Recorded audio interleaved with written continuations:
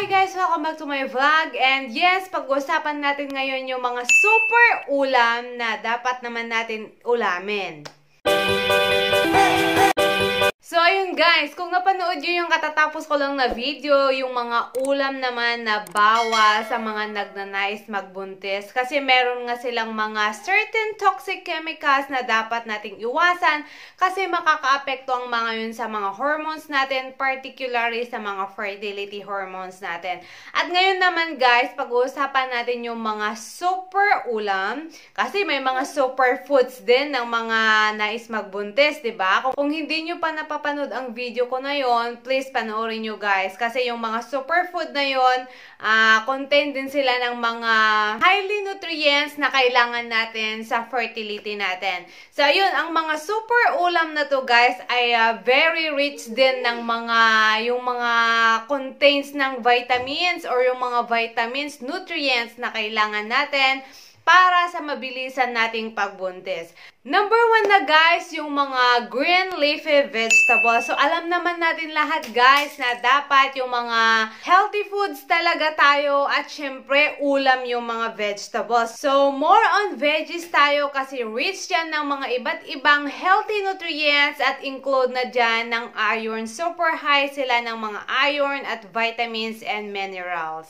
And then, take note lang guys, kung pwede, dapat organic sana. Kung may mga mabibilhan tayo ng fresh and organic na vegetables. So, prioritize natin yung mga organic. Hindi yung mga matagal na may mga preservatives na rin. May mga nitrates gaya ng mga nabanggit ko sa unang videos ko na pang-preserve nilang mga yun sa mga food.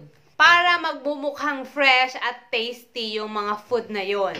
Okay, second is liver. Alam nyo ba guys na ang liver, particularly yung cow's liver, yung liver o kaya yung atay ng baka, ay isa sa pinaka-high nutrients o kaya most nutrients dense sa buong planeta. Kasi guys, napaka-healthy nito. Contain siya ng mga high level of vitamins. Contain siya ng mga fat-soluble vitamins including ng vitamin A. Mataas din ang content niya ng mga absorbable iron, yung mga iron na mabilis lang ma-absorb ng katawan natin. Kailangan talaga natin ang iron sa pagbubuntis o kaya pagpe-prepare ng pagbuntis natin para maiwasan din natin yung miscarriage. Kung maganda yung iron natin, madami tayong mga red blood cells, maiwasan din natin yung anemia o kaya yung maternal anemia kahit nagbuntis na tayo, maiwasan natin yung mga anemia. And then, ang liver din guys ay rich siya ng vitamin B12 para nga sa production formation ng mga red blood cells natin. Contain din siya ng DNA and high level din siya ng omega-3, fatty acid, and folate. Yun ang mga kailangan natin talaga sa pagbubuntis o kaya pag nagtatry tayong nagbuntis. The same din ang mga vitamin ng content ng liver na to sa mga dapat nating hanapin na mga vitamins, contain ng vitamins. Next one is tomato. So, ulam ang tomato, di ba? So, kinakain din natin yan ng fresh. Mahilig tayo sa fresh na mga tomato dyan sa Pinas. Tayo mga Pilipino, di ba? And then, pwede nating i-bake o kaya lutuin. So, mas okay din pa rin ang lutuin, guys. At least, mabawasan yung mga bacteria na mga content niya. Kasi pag raw foods nga, nabanggit ko rin yan sa katatapos kong video, dapat iwasan natin yung mga raw food, yung mga hindi luto na pagkain kasi nga madami tayong makukuha dyan ng mga bacteria gaya ng salmonella. So, pwede tayong kumain ng luto ng mga tomatoes at damihan natin guys. Kasi ang tomato guys ay very high siya sa lycopene. Ang lycopene guys ay very powerful antioxidant na makakatulong yan sa mga fertility hormones natin. Maki-cleanse din yung mga hormones natin at mare-regulate yung mga imbalanced hormones natin. At ang lycopene guys ay meron din siyang kakayahan na i-improve yung fertility ng men, yung mga kalalakihan. So hindi lang sa mga kababaihan. Merong mga studies guys kung meron kang intake na 4 mg to 8 mg na lycopene within at least 8 to 12 months, mas mataas ang chance mo sa pregnancy at mas mataas ang chance mo na makabuntis kapag lalaki ka.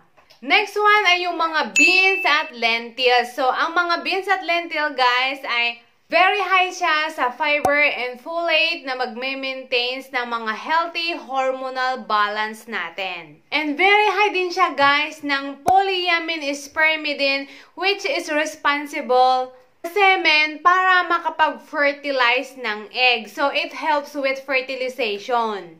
And very high din siya sa protein, yung mga beans and lentils natin, at makakatulong to sa pag-promote ng healthy ovulation. So, makakatulong to na pagandahin yung ovulatory process natin.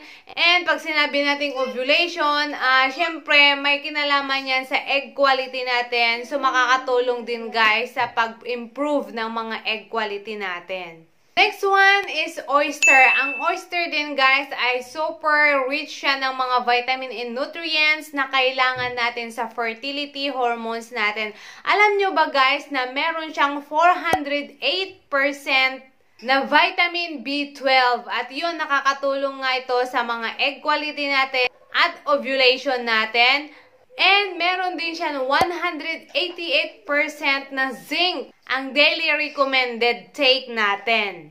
And 187% ng selenium and 43% of iron. So, content na niya lahat ng mga dapat nating hanapin na content ng mga vitamins, diba? So, napaka-high ang nutrients ng oyster sa fertility natin. And then, next is egg yolk. So, alam naman natin, ang egg, napaka-rich din nito ng protein, iron, zinc, So, dapat increase din natin yung mga egg intake natin.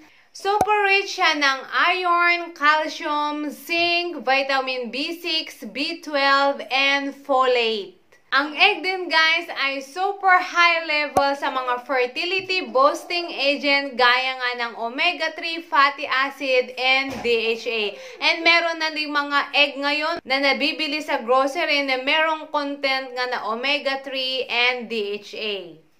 And then next ay salmon. So, ang salmon ay nabanggit ko na rin ito sa katatapos kong mga video. Focus na lang tayo, guys, sa mga isda na mga salmon and sardines.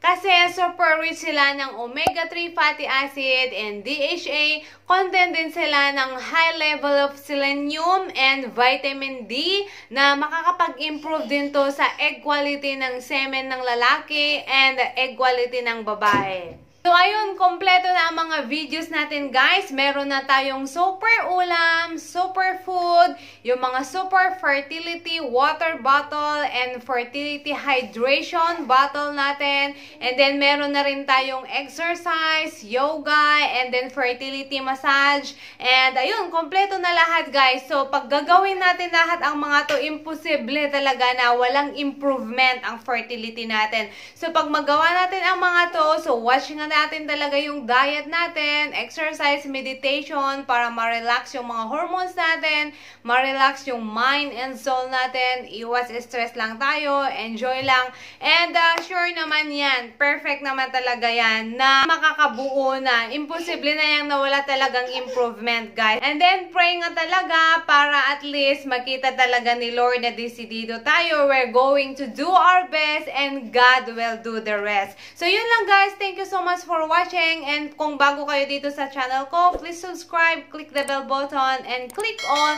para ma-notify kayo every time na meron akong bagong uploads. You can also follow and like my FB page. You can chat me here privately. Thank you and bye-bye. God bless.